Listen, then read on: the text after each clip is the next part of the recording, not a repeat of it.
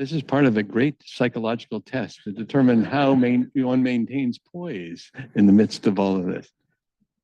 We try it again. Can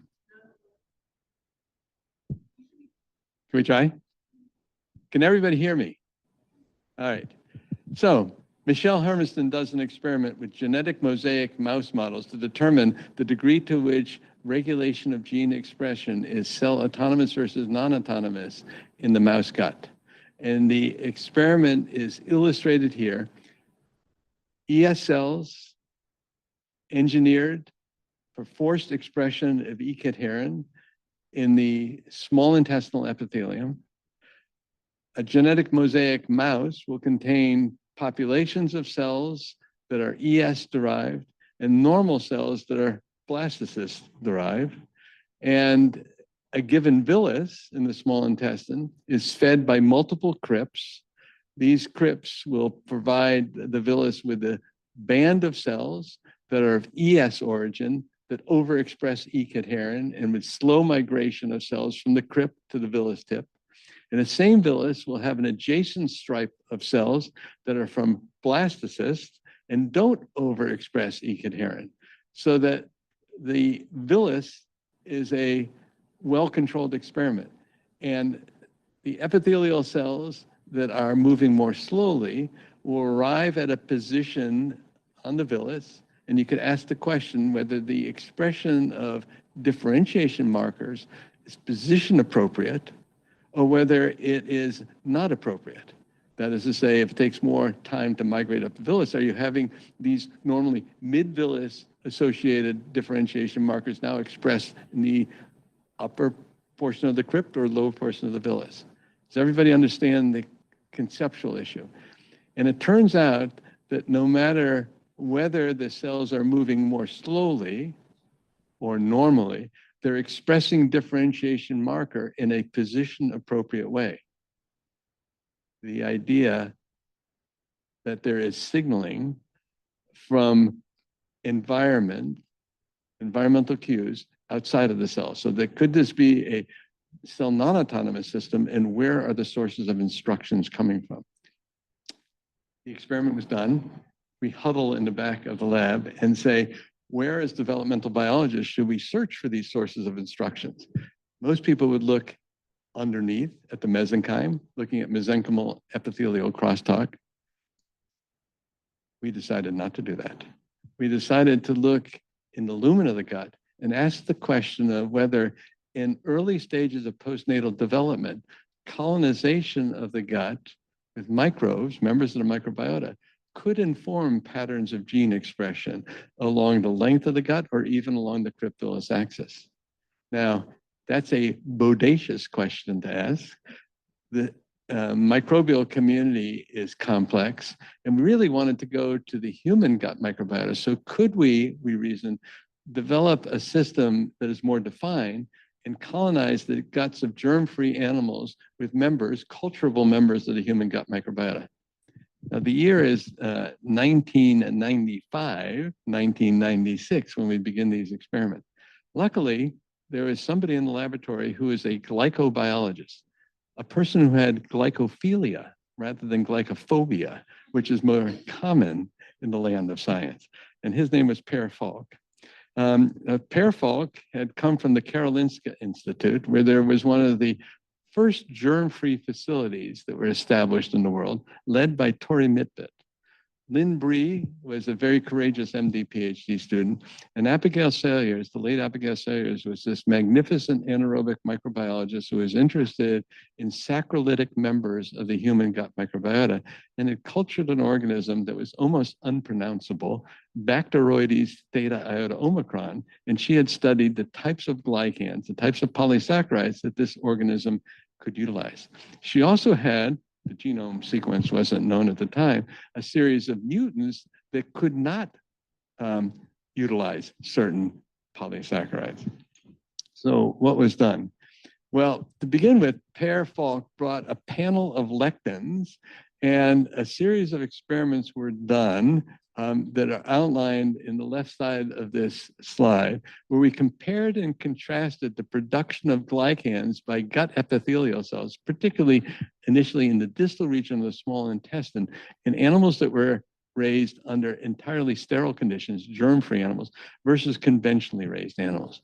And what we saw as you go down the rows, A and B, C and D, that over time, there was the initiation of a program of fucosylated glycan production.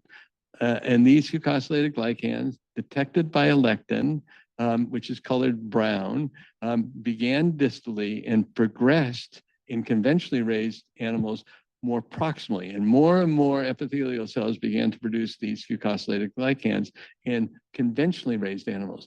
But exclamation point. In germ-free animals, this program of fucosylated glycan production, while initiated in postnatal life, didn't progress later in postnatal life. If you added an intact microbial community from conventionally raised animals to these germ-free animals with arrested expression of these fucosylated glycans in the small intestine, you would reignite the program.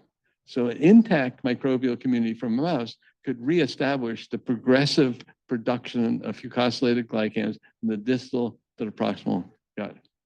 The question was, could we simplify the system and ask whether a fucose-utilizing member of Bacteroides theta iota could do the same thing? Again, this is an abundant member of the human gut microbiota. And voila, yes, it could alone when introduced into germ-free animals, but it could only do so if it was able to utilize fucose. So the mutant strain of B theta was not able to signal the host and reignite this program of fucosylated glycan production. So we have a symbiotic relationship reenacted in the intestines of these notobiotic animals where nutrient sharing allowed the perpetuation of a signaling, a presumed signaling activity that would allow the microbe to inform the host to produce fucosylated glycans that were consumed by the microbe. But if that consumption was not possible, such signaling apparently did not occur. So again, a view of nutrient sharing as an important activity that served as foundational functions for a symbiotic relationship. The other thought was that you could build up the complexity of these communities by adding additional members of the human gut microbiota and see what types of host functions were affected by a single member or a combination of members of the human gut microbiota. But before that was done, enter Laura Hooper as a postdoc. Laura is now head of immunology at UT Southwestern. And she asked what functions other than the induction of fucosylated glycan production could be affected by the presence or absence of B theta. And she did so using DNA microarrays and also laser capture microdissection to determine what type of epithelial cells or the location of these epithelial cells along the cryptolus axis were responsible for regulating patterns of expression of their genes as a function of the presence or absence of B theta. Bottom line, in this report that came out in 2001, there were many functions that were affected by the presence or absence of B theta. So B theta had the ability to regulate genes that are involved in nutrient absorption, mucosal barrier function, xenobiotic metabolism, angiogenesis, much more than we had anticipated based on our primitive view of the role of the human gut microbiota in regulating intestinal function and health. So then, how can we listen into this dialogue with greater knowledge? And that turned into the challenge of sequencing the B theta genome because we wanted to have DNA microarrays to not only look at host gene expression, but microbial gene expression. So the year was 1999, and we knocked on the door of the Washington University Genome Sequencing Center, which was one of 4 centers engaged in mortal combat with Celera, trying to get the first draft genome sequence from humans. And we said, how about this member of the human gut microbiota? You could imagine that this is part of the human genetic landscape. Look at the microbial genes that are represented in Bacteroides theta iota omicron, and you may be illuminated. They said at the time, thank you very much, fellow member of the WashU faculty. We appreciate the idea, but we are engaged in mortal combat. And by the way, microbial genome sequencing is largely focused on pathogens. And what you say, this is a mutually beneficial microbe, so perhaps that's not going to fit in our agenda. We knocked on the door of several other major genome sequencing centers, got somewhat less polite answers, but nonetheless, the message was no. So we had to set up a complete sequencing pipeline in our laboratory, make all the back libraries and COSMID libraries, do the sequencing. We got an ABI sequencer. Per Falk had now gone to Astra, so we got a grant from Astra. And we also had to develop all the bioinformatics to annotate the genome. 2 years of an effort led by Jan Zhu, who's head of a bioenergy institute in China now, produced a finished genome for B theta. And the realization that this organism had a very large number, more than 10-fold more, actually more than 20-fold more, glycoside hydrolases and polysaccharide lyases encoded in its genome compared to the number in the human genome. So this organism had all these dining utensils able to break down complex polysaccharides in ways that we were unable to do. And these glycoside hydrolases and polysaccharide lyases were organized in clusters, loci within the genome, each of which had a transcription factor. And the predicted substrate specificity of these carbohydrate active enzymes would indicate that each of the polysaccharide utilization loci was able to target a particular type of polysaccharide. So this organism presumably was endowed with the capacity to sense the glycan landscape of its habitat and mobilize expression of polysaccharide utilization loci, and the jargon will begin, pools, in ways that would allow the organism to consume these polysaccharides. Enter Justin Sonnenberg, postdoc in the laboratory, and he was interested in this sensing and how responsive B theta might be in this model of the human gut microbiota, where notobiotic animals were monocolonized with this one wild type strain of B theta. And he, in fact, used these DNA microarrays to look at glycogen foraging as a function of the glycan content of the diet. So a high-fat diet, essentially devoid of polysaccharides, a Western type diet, versus a polysaccharide-rich diet. And in the absence of dietary polysaccharides, the organism would turn to the mucus and forage glycans from mucus. In the presence of polysaccharides, the organism was able to utilize several of their pools to break down polysaccharide. So this idea that diet plays an important role in the patterns of gene expression of members of the human gut microbiota, and to be able to dissect that using the defined models became very attractive to us. And then finally, a further assessment of the role of diet in driving the structure and express functions of the microbiota came from a study done by Ruth Lay, who was a postdoc in the lab at the time. And she went to the St. Louis Zoo, the San Diego Zoo, and we also had a collaborator who is collecting fecal samples from mammals positioned at various locations in the mammalian tree of life to determine whether diet or host genetics, in this particular case, position the mammalian tree of life, were the primary drivers of the configuration of the microbiota. So these fecal samples were used for culture-independent analysis of who's there, at least in the domain bacteria. And Ruth's results indicate that diet was a huge driver of microbiota configuration in the mammalian tree of life. So then we said, how can we apply this emerging interest of the role of diet and its effect on the configuration, structurally, and function of the microbial community in the gut and health? And we thought that undernutrition might be an interesting area to look to, particularly childhood undernutrition. Why? It's a huge global health challenge, leading cause of death in children under 5. Epidemiological studies have shown it's not due to food insecurity alone. Current treatments, which have been designed without knowledge of or consideration of the developmental biology of the microbial community in the gut, have had an effect of reducing mortality, but have not done so well in ameliorating the long-term sequelae of undernutrition, which include delays in neurodevelopment, hit on IQ, impaired linear growth, perturbed metabolism, immune responses that were effete, that is to say, poor responses to vaccination. So there was an area of knowledge about disease pathogenesis that was unclear. What are the set of contributing causes to the pathogenesis of undernutrition? We also knew that undernutrition is an intergenerational global health challenge. A mother who is undernourished will have an increased likelihood of giving rise to a child who is undernourished.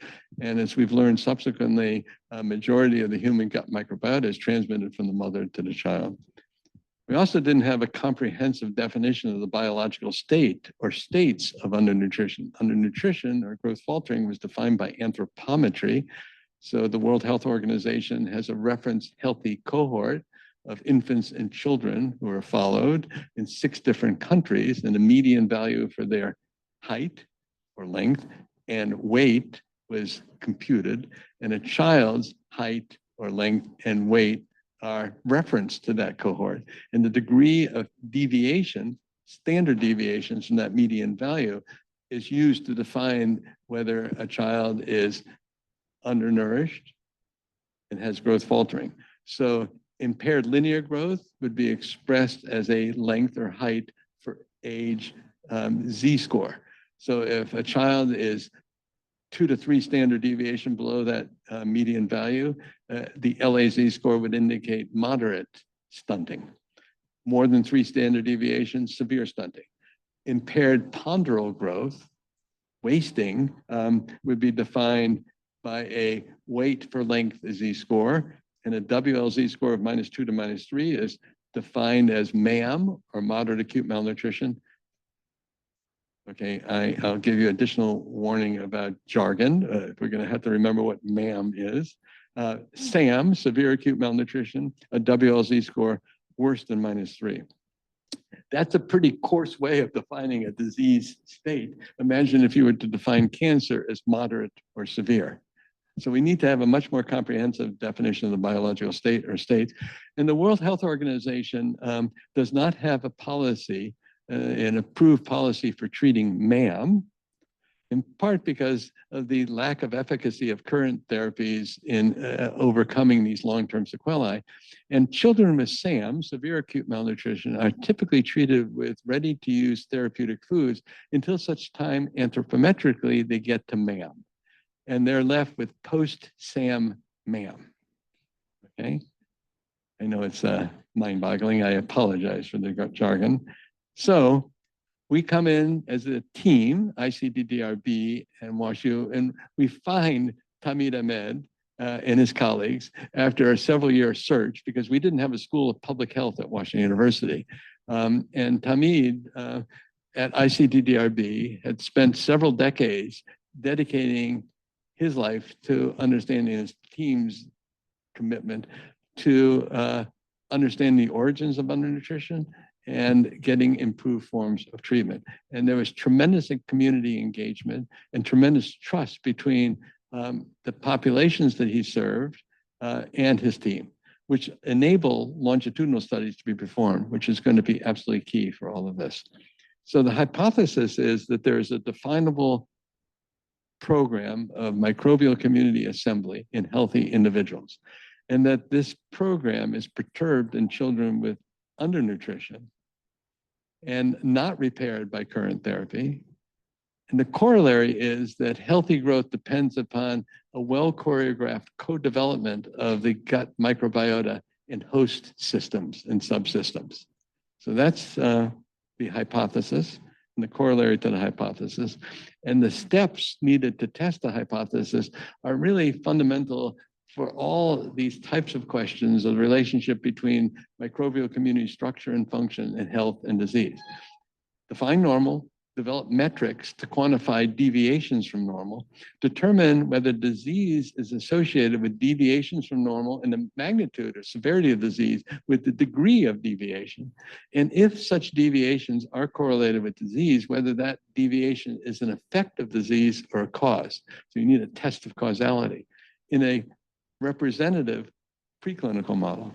And those preclinical models in turn would be used to identify potential therapeutic targets and the development of therapeutic leads. And then you'd have to take the information and therapeutic leads from those representative preclinical models and test them in the human population that you presumably would use as a source of the microbial communities for the preclinical model. So that's what I'm going to take you through, this multi-step journey. Begin in an urban slum in the capital of Bangladesh, Dhaka. The burden of disease is great. The trust and commitment of the mothers is enormous. And monthly fecal sampling, beginning at month 1 postnatally, done on a large cohort, first for 24 months and then extended to 60 months. So the mothers, despite the hard conditions in which they're living, are committed to bringing the children to the healthcare centers for anthropometry every month and fecal collection.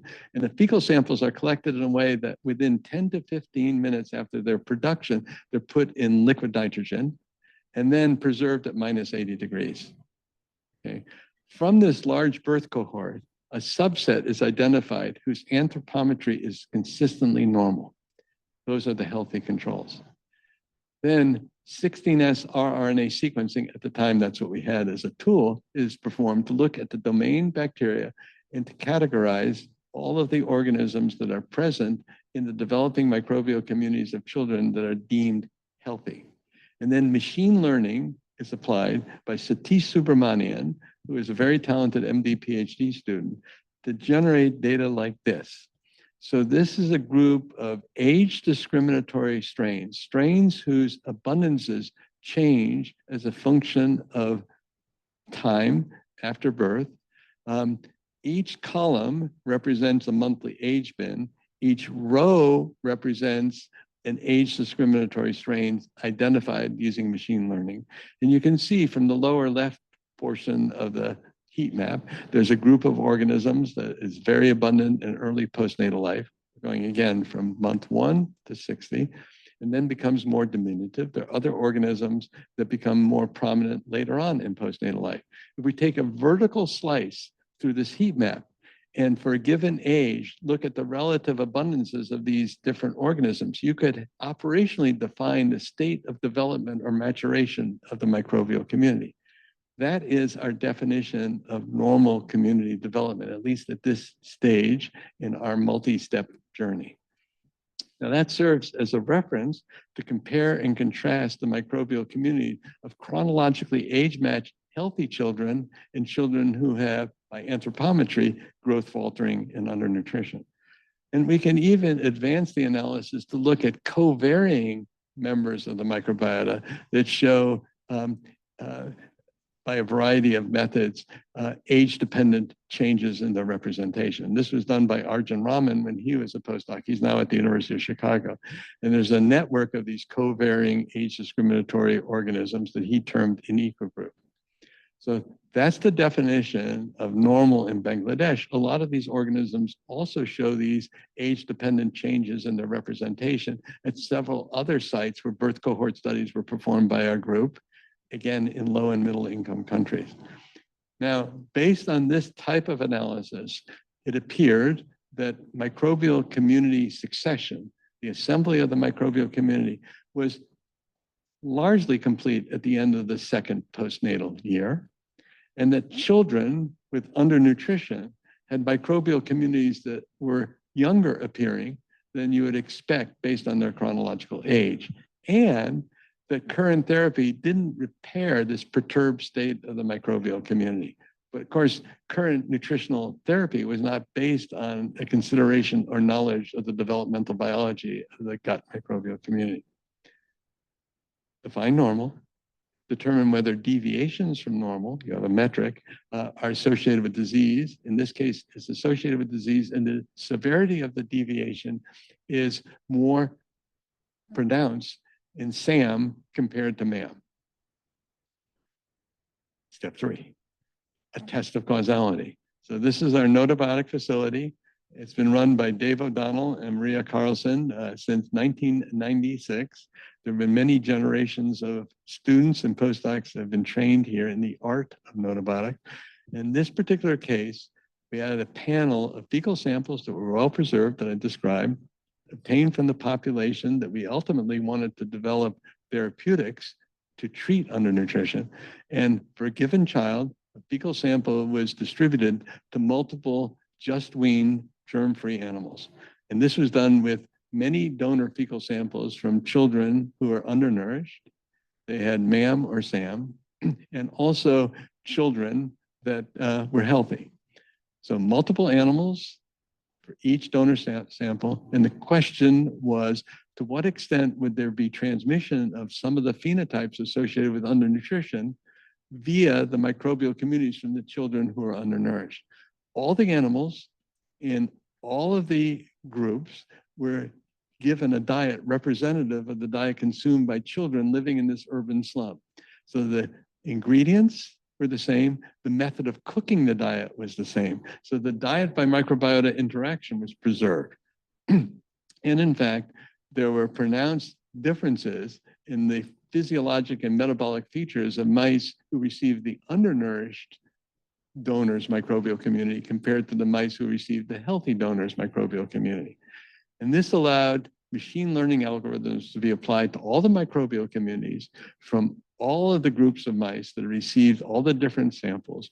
And the question that was addressed using machine learning are there age discriminatory and growth discriminatory strains, strains that are associated with different facets of postnatal growth?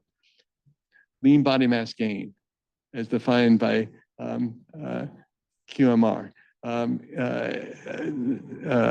bone growth, as defined by microcomputed tomography, aspects of metabolism.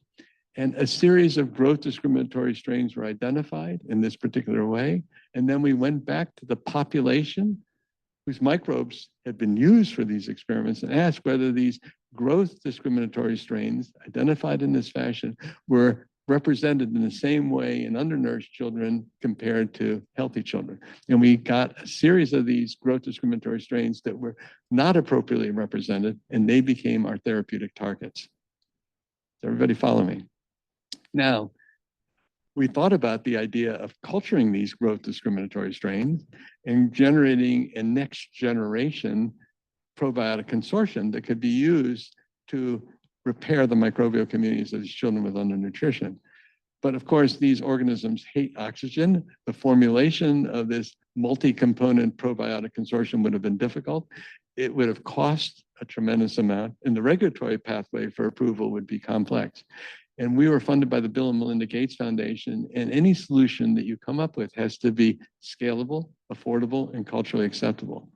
So, a second hypothesis.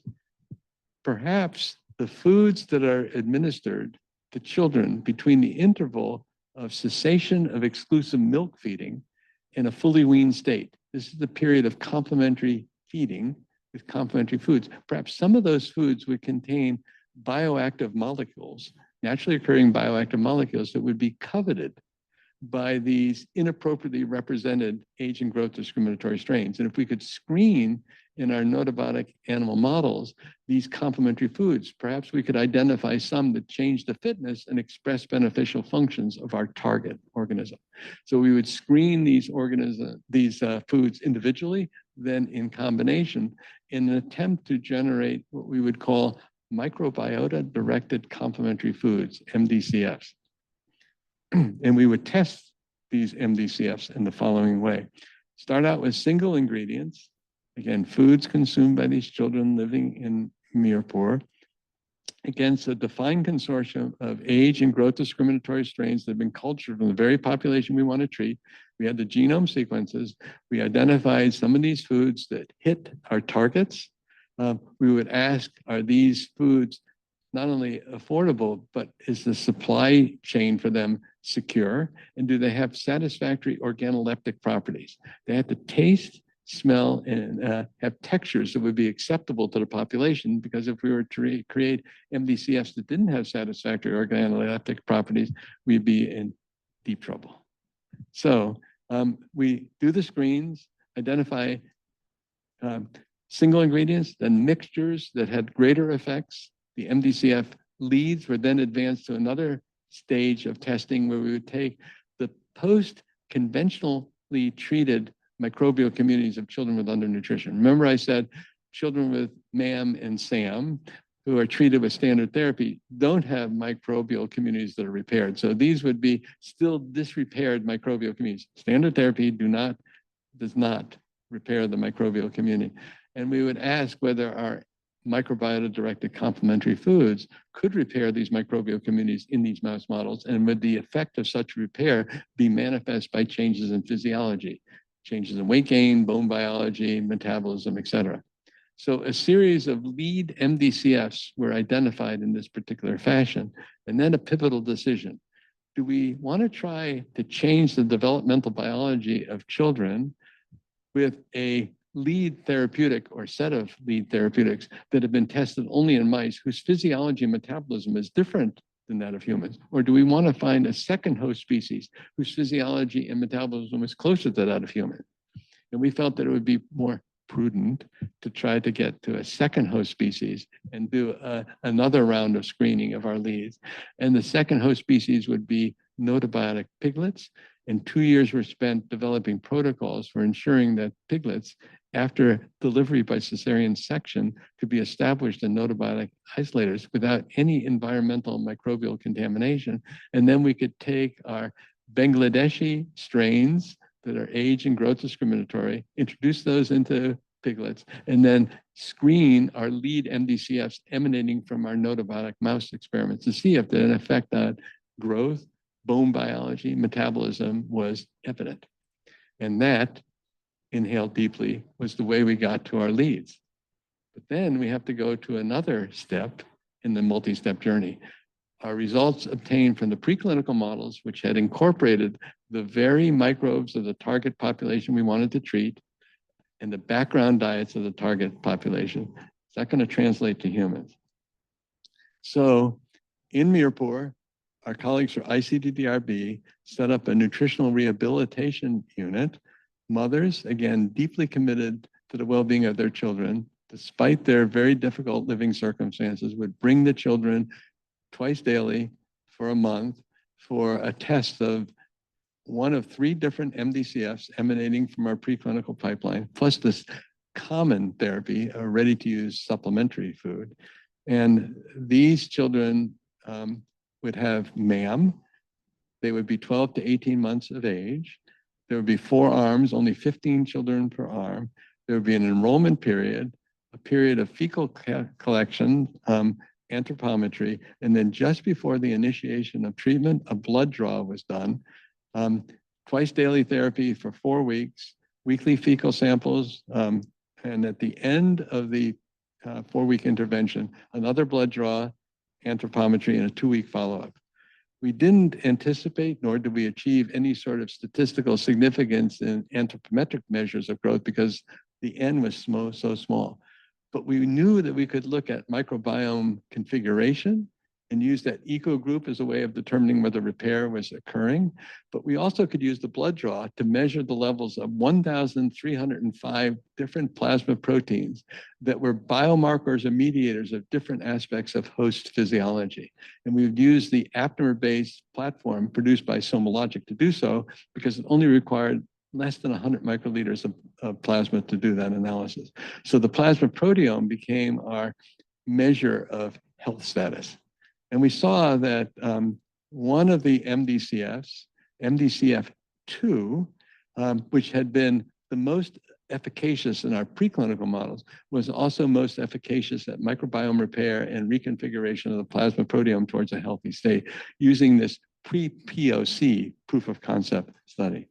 So the stage was set for a more powered study in which MDCF2 whose principal complementary foods are chickpea flour, peanut flour, soybean flour, and green banana, the source of lipids from soybean, micronutrients, minerals and vitamins included, against RUSF that doesn't contain any of these complementary foods, but rather has rice and lentil and powdered skim milk, the same source of lipids, and also the micronutrients.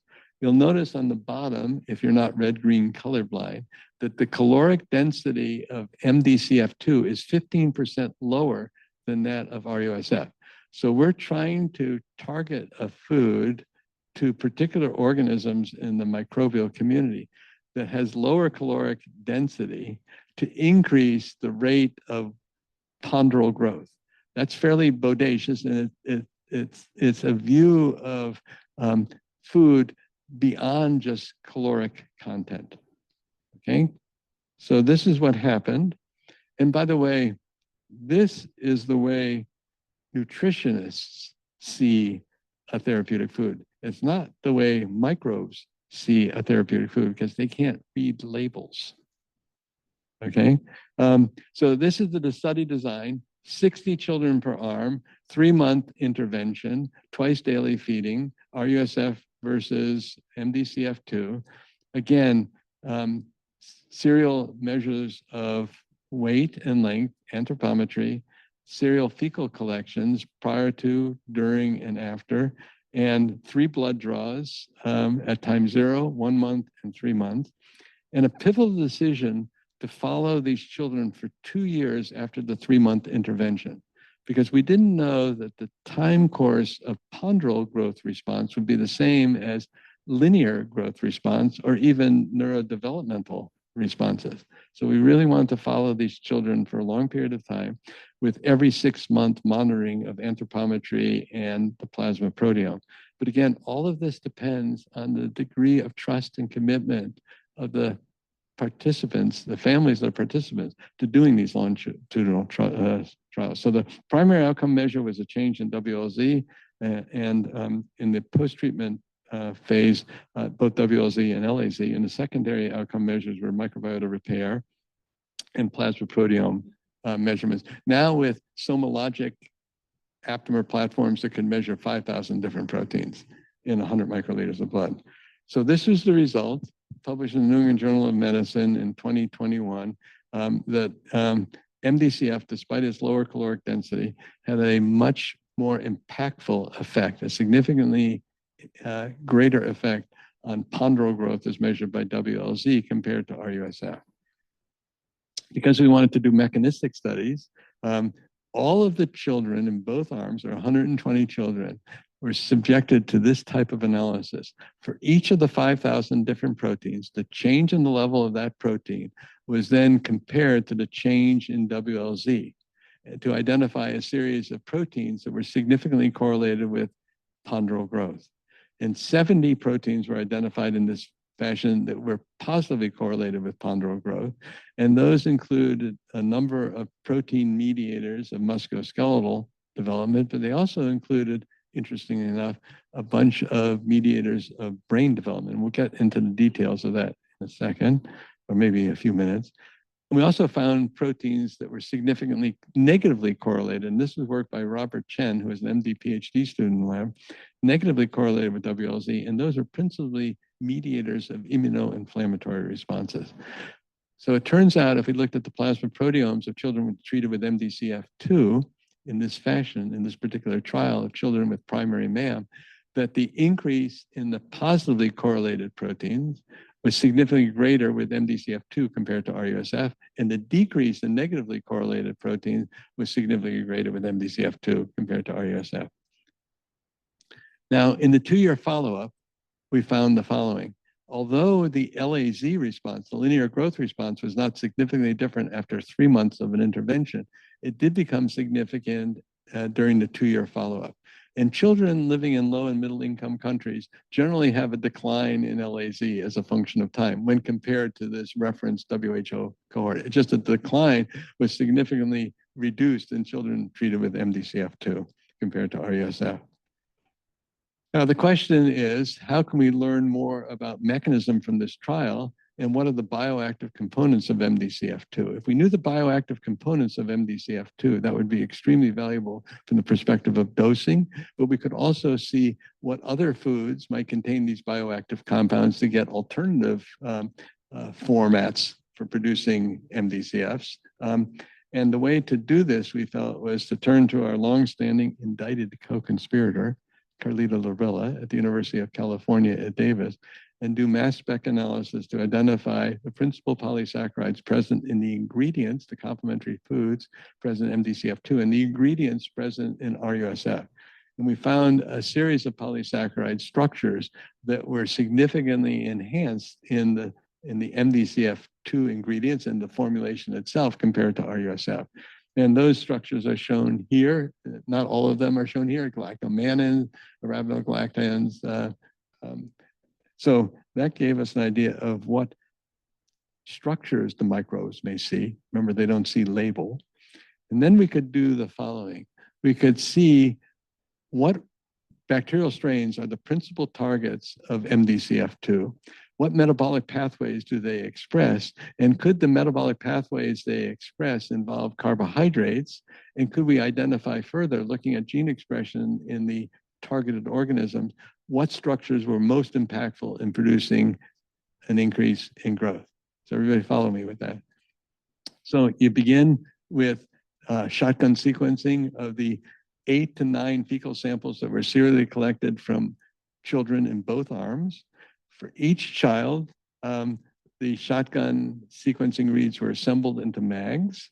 And for all children in both arms, we de-replicated those mags and had, as a result, 1,000 high-quality mags that were represented in this population, consistently represented in this population. And we could take that information and use linear mixed effect models to identify mags whose abundances were correlated with WLZ responses. We're very interested in those mags or bacterial strains that were positively correlated with a WLZ response. So we identified from these 1,000 mags, 75 that were positively correlated. We have a longstanding collaboration with Andrei Osterman and Dmitry Rodionov, who have a scheme for metabolic, in silico metabolic reconstruction of bacterial genomes, known as microbial community seed, and did these metabolic reconstructions and asked which metabolic pathways are encoded in the genomes in ways that are significantly enriched in positively correlated mags, positively correlated with WLZ. And it turns out that the metabolic pathways that are enriched in these mags that are significantly positively correlated with WLZ responses are involved in utilization of various carbohydrates. But we wanted to go beyond what is basically a somewhat medieval approach to understanding microbial community function and look at microbial community gene expression. If we had the mags and if they were annotated, we could ask which metabolic pathways not only were present, but which were expressed as a function of treatment, and correlate the expression of those pathways with the magnitude of WLZ responses. So that was done by Matt Hibbard in collaboration with Dmitry and Andre. And this is the results we obtained. And it's an overly complicated slide, but I'll just have you look on the right side. Remember what I described with B theta and those pools, polysaccharide utilization loci? So it turns out that we could correlate the WLZ response in these children with expression of genes in carbohydrate utilization pathways, and the expression of the pathways, the specific pathways of interest, matched changes in the levels of glycans that we had deemed to be more prominently represented in MDCF2 compared to RUSF. So it looked like we could identify, based on the mass spec analysis and also the microbial RNA-seq analysis of the participants in these trials, what might be the bioactive components of these therapeutic foods. And not only that, we found that the principal responders to MDCF2 were 2 strains of Prevotella capri. There were a total of 11 mags in this 1,000 mag data set that we annotated as P. capri.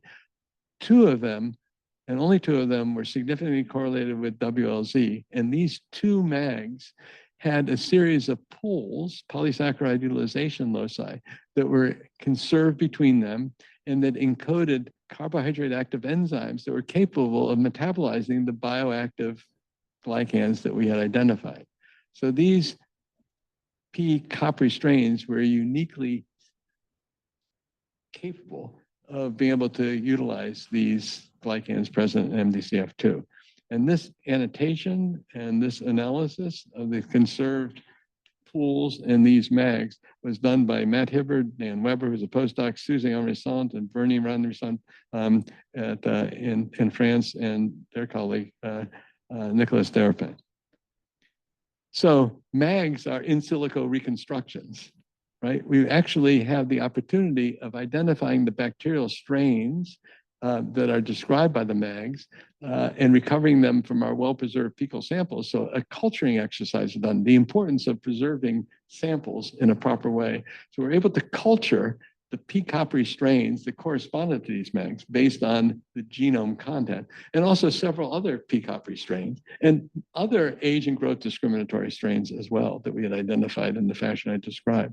Now, having these MAGs and their cultured equivalent in hand is a tremendous opportunity for further understanding what the bioactive components are, because we can do culture-based assays with the strains that mimic the MAG and look at the effects of not only the bioactive compounds we had identified through the analyses I described, but other glycans that might be present at scale and represent slight derivative of those bioactive compounds.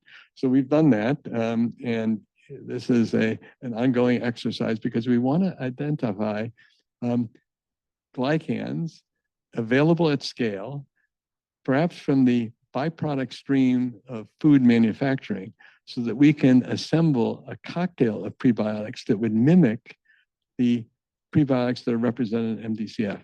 And instead of having therapeutic foods, we would have prebiotic sprinkles that could be added to a variety of different diets and have an effect that would be similar to that of MDCF2. So the big effort in the lab is to identify sources of these glycans so that we can recover them at scale.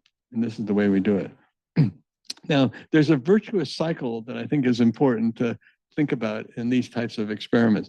You do the preclinical work in a model that's representative of the population you want to treat by taking the microbial communities from that population, either as defined consortia initial or intact community, and identify the effects of the communities on host biology.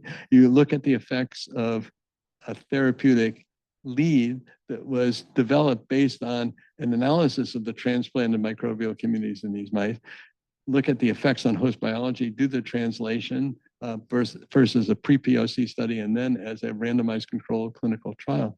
But then you can take the pre-treatment samples from members of the clinical trial and re-enroll them in a reverse translation experiment and reenact the clinical trial and apply much more in-depth analyses to the preclinical model than you can apply to humans to get a further idea of mechanism, and also to be more confident in assigning a causal role to a particular microbe in host responsive.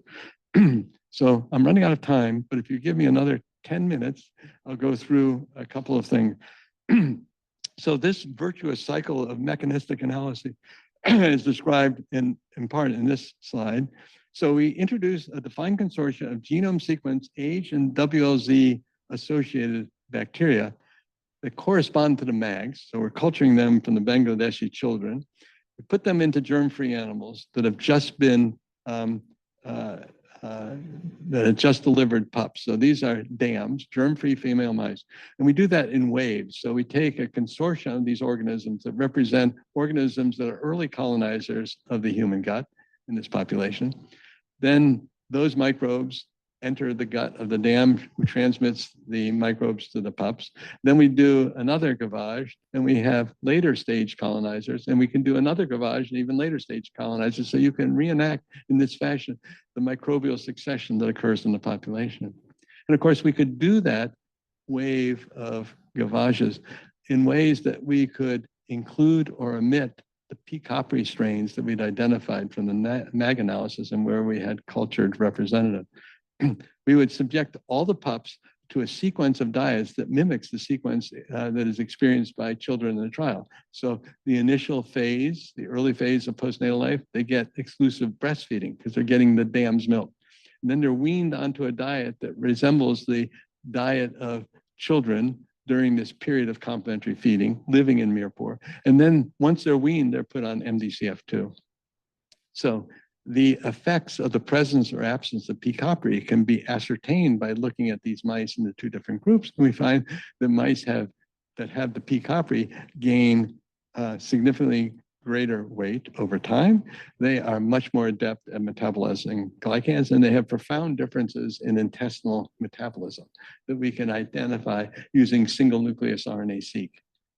So snRNA-seq of different regions of the gut, we see effects on many aspects of metabolism, lipids, amino acid metabolism, nutrient transporter expression. And it's interesting, going back to Michelle Hermiston's original experiment, remember with the genetic mosaic mouse models, a lot of the effects of the presence or absence of P. copri are expressed in enterocytes, but positioned in the mid portion of the villus, some in the villus base. So there's a gradient of response to the presence or absence of P. copri that you can see. Again, an example of how the microbiota influences a member of the gut epithelial lineage, but as a function of space and time.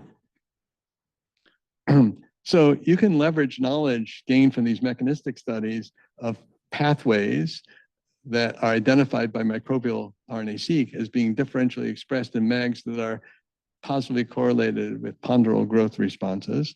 And those pathways present in other WLZ-associated organisms can expand your view of what kind of prebiotics you want.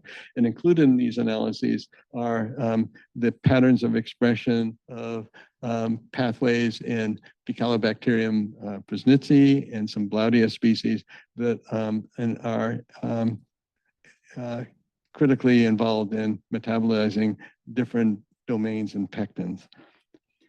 So these remove one organism from a multi-strain consortium in notobiotic organisms, in notobiotic mice, offers you a way of further understanding the metabolic responses of members of the microbiota to a therapeutic food. We don't know whether P. copri, for instance, responds to the bioactive glycans by only changing its pattern of expression of pools that are critical to degradation and metabolism of those glycans, or whether P. copri also changes metabolic pathways that produce other metabolites that might influence host biology, or whether the products of pathways that are influenced by the glycans are utilized by other organisms. In other words, the products of those pathways, and these other organisms produce bioactive compounds. So understanding the metabolic commerce, the signaling between the community and the host is a daunting question.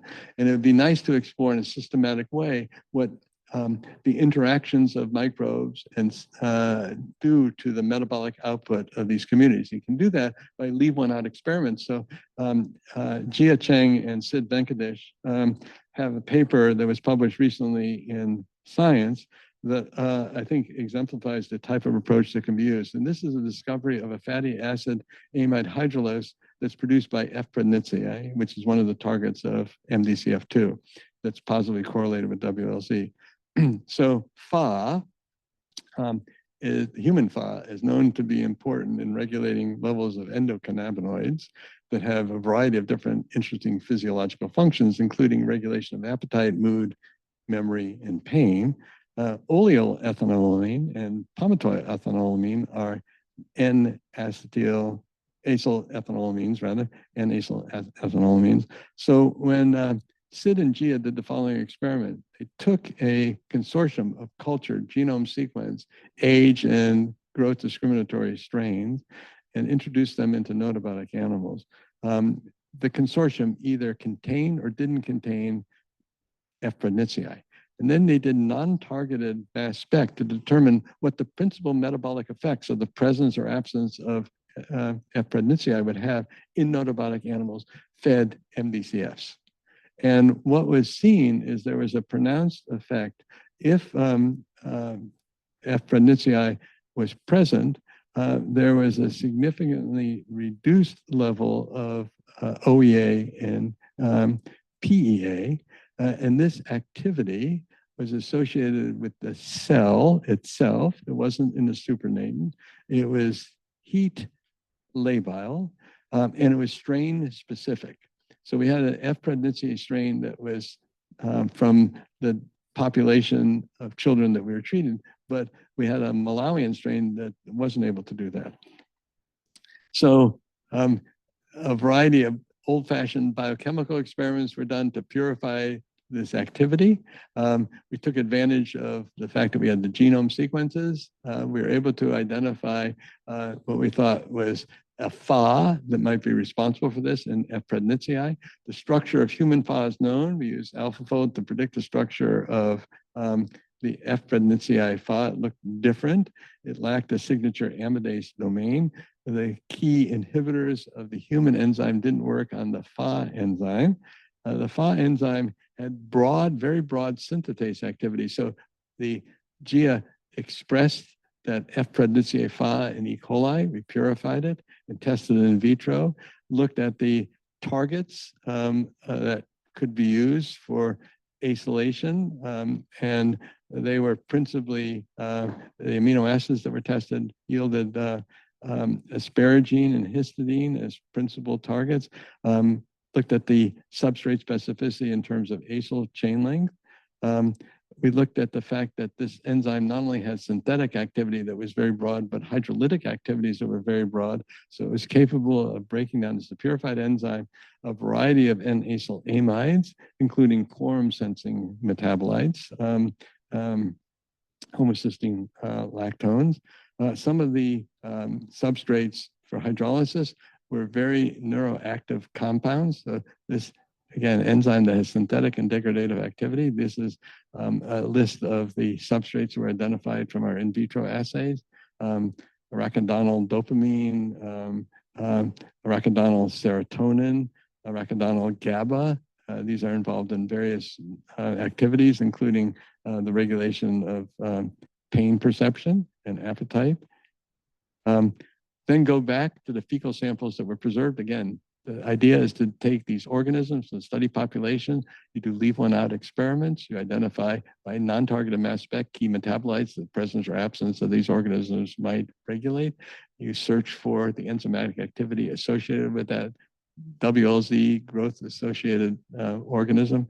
You find the enzyme, you look at the activities, you find novel activities, then you go back to the fecal samples from the clinical studies. You do LC, you do targeted mass spec,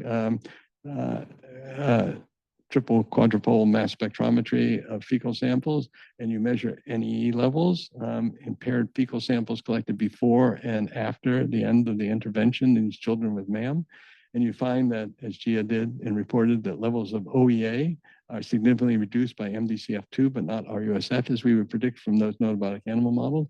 Among the 1,000 MAGs in our data set, there's only one MAG that is significantly, that has a Fa and whose abundance is correlated with the levels of OEA. So there's a significant inverse correlation between fecal OEA levels and the abundance of this MAG with the Fa, and do microbial RNA-seq on those samples, and you see Fa gene expression is negatively correlated in a significant way with fecal OEA levels.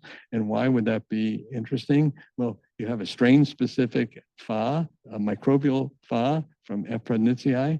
It has very broad substrate activities, irreversibly able to hydrolyze a variety of N-acyl ethanolamines by also being able to hydrolyze N-acyl amides, also synthesize them. And these compounds have a variety of activities that are very intriguing. The two major synthetic products of this Fa, this microbial Fa, modulate immune responses. When we give the products oleoarginine and oleohistidine to germ-free animals, and do bulk RNA-seq on the gut, you see marked effects on immune responses. And also this idea that it could control the levels of quorum sensing molecules is interesting. The fact that OEA is a regulator of satiety and we're reducing the levels of OEA is interesting in terms of what might be the beneficial effects of the children who have undernutrition. You could increase appetite. So we think that this is an interesting enzyme, but the approach to identifying it also very interesting and potentially generalizable. So we need to determine the generalizability and durability of treatment with MDCF. So we need to test it in other populations. Remember the original hypothesis that there's co-development, proper co-development of the microbiota and host organ systems and subsystems that are necessary for healthy growth. So is the treatment timing important in determining whether there's going to be a significant effect? So how malleable is the system? What's the biological state at the time of presentation? So is the timing of initial disruption of community assembly important? Is the duration of disruption a critical factor in the responsiveness of the system? And that's something that we have to test in our testing. It's also important to have long-term follow-up to determine what the full effects are. I told you about the linear growth response, the LAZ response not being manifest, at least in a statistically significant way in the first 3 months of treatment, but is becoming more evident in longer periods of treatment. Also, if you follow neurodevelopment, what would be the time course of that? It's very important to also have mechanistic studies with all the clinical studies because you can identify biomarkers in this fashion for stratification of disease states and also better evaluation of efficacy, better definition of wellness. I do think that microbiota assembly will be things that would be monitored on a regular basis over time as part of wellness checks. And also we want to evolve the policies of complementary feeding so that we would be better stewards of the microbial resources present in our infants. Right now, all the policies about complementary feeding, what to feed your children, everybody has to decide that, is not based on a consideration or knowledge of the developmental biology of the microbial community in the gut. So I'm going to stop here for today, and I'm going to come back to you tomorrow with a quick overview, 5 minutes of what we talked about today, and then talk to you about treating children with MAM in the context of post-SAM, not children who just present with MAM, and in the different regions of their lineage, and to tell you whether the response treatment children post-SAM is the same as that of under MAM. What would happen if we aggregate all the proteomic data from those studies? Could we identify greater detail with greater confidence key mediators of undergrowth, linear growth, CNS biology that were affected by MDCF? Talk to you about a study that's being sponsored by the World Health Organization, UNICEF. We look at the effects of MDCF both in SAM and MAM in several different countries. And then talk to you about Terra incognita, small intestine, its relationship to something called enteropathy that is very prevalent in children and mothers, and how targeting small intestinal microbiota has a profound effect on these clinical models of the central. That's tomorrow. May the force be with you, and bon appetit.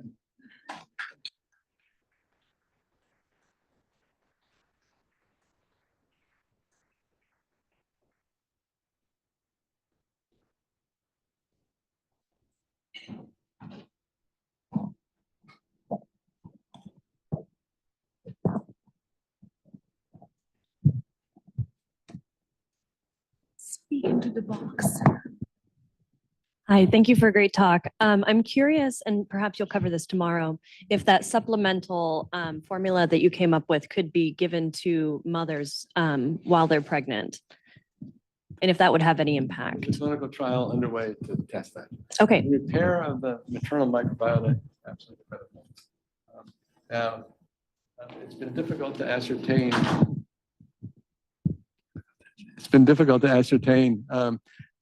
Whether it's a definable normal program of change of the maternal microbiota as a function of pregnancy. Right. But we do see, we have I think, good preclinical evidence for the role of the maternal microbiota as being important determinants of not only intrauterine development and postnatal development of their offspring. So I'll tell you about that.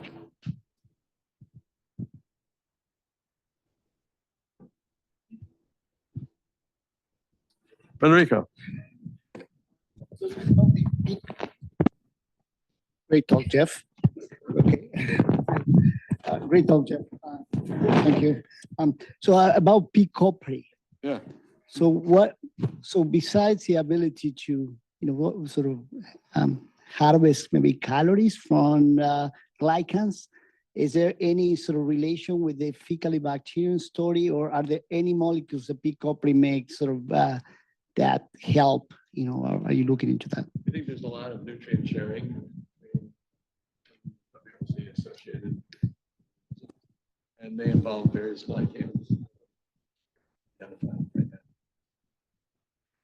So the way to figure that out is to take the way we're figuring out is take meta communities, which are pooled communities from children and families, do some into mice, and then screen a variety of fluids, either single agents or else as NDCF formulations where you do swaps of different components of NDCF. What the responses of the meta community are. Then you take hypotheses from that and you create a defined community. Drill down at what metabolic pathways and what substrates of these pathways are being expressed and how nutrients are being shared between them. But we think that it's going to be very intriguing to see. It's clear that P. copri serves as a first responder and a primary consumer of these glycans, but that there is a lot of metabolic commerce that occurs downstream of that. And one of the bioactive molecules that are key to driving the growth responses, things that we have to sort out. Part of the answer also comes from single nucleus RNA-seq. It's combined. There's programs like Compass to try to predict the metabolic responses of different cell lineages, and that helps inform our targeted mass spec. Actually, drill down on those molecules. Eventually, we're going to give those molecules. I gave you an example of how you could, if we took a look at Apronitzii, which is one of the partners. There are some very interesting molecules that are produced by certain enzyme. In this case, the Fa, that have effect on barrier function and immune response. Thank you very much. So I saw a child there who looked like had the protein deficiency condition, Kwashiorkor, in one of the photos you showed. And of course, some of the children may be deficient or they may have energy deficiency. So the Kwashiorkor children who are protein deficient, are they sometimes associated with a particular microbial population? This begets a larger question of what are the different biological states children with undernutrition. So SAM can present as just wasting or also have this adeptus form. And we're trying to be much more attuned to try to understand those differences. So right now, there is a clinical trial of MDCF2, which does have protein, obviously, and energy in addition to in children with SAM. Whether children just presenting with SAM would respond the same way as male. And we'll see, talk about this a little bit later, whether there are strains that are associated with one or the other form of undernutrition. And I wish I could give you a more complete answer than that. It's really quite remarkable that we can get a response.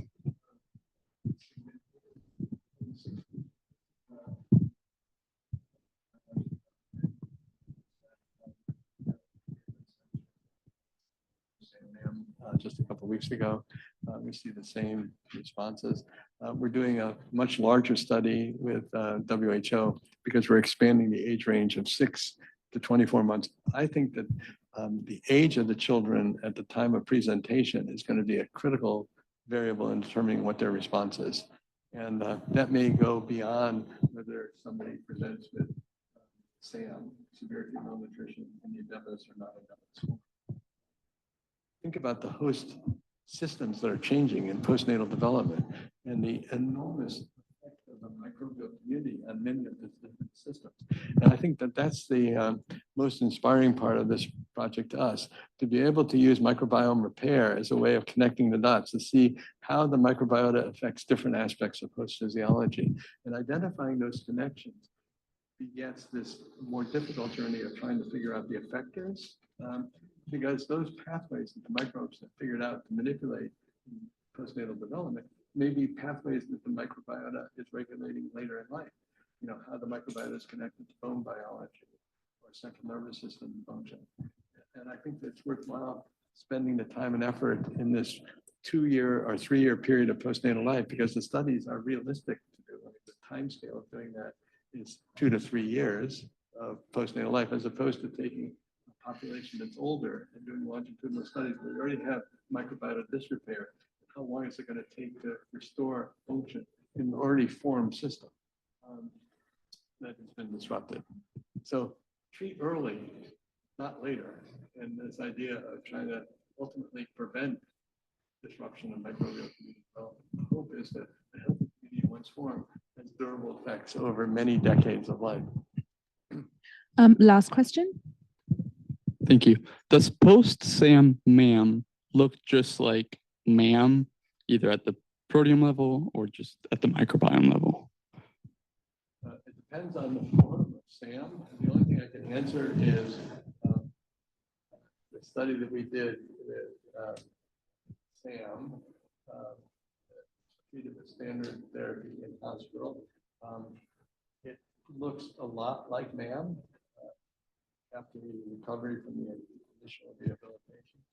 And the response to MDCF is very simple, including the actors. I'll tell you what I'm going to talk about tomorrow, but including the targeted organism. It looks like carbohydrates are really important in that response. The thing that's fascinating to us is this link between stunting and CNS development. And the fact that we see with microbiome repair proteins that are associated with linear growth responses in the proteome, that are also accompanied by proteins that are associated with CNS development. So there's some response produced by the microbiota that is targeted at bone biology, but also with CNS development. And of course, we have to now, it's hard to do imaging studies in children in these low resource areas. And Bailey scores are not the greatest way of trying to quantify changes in neurodevelopment. But there is a big link to brain development. I'll talk a little bit about that when I talk about the small intestinal microbiota as well. Great. Let's thank Jeff Gordon again.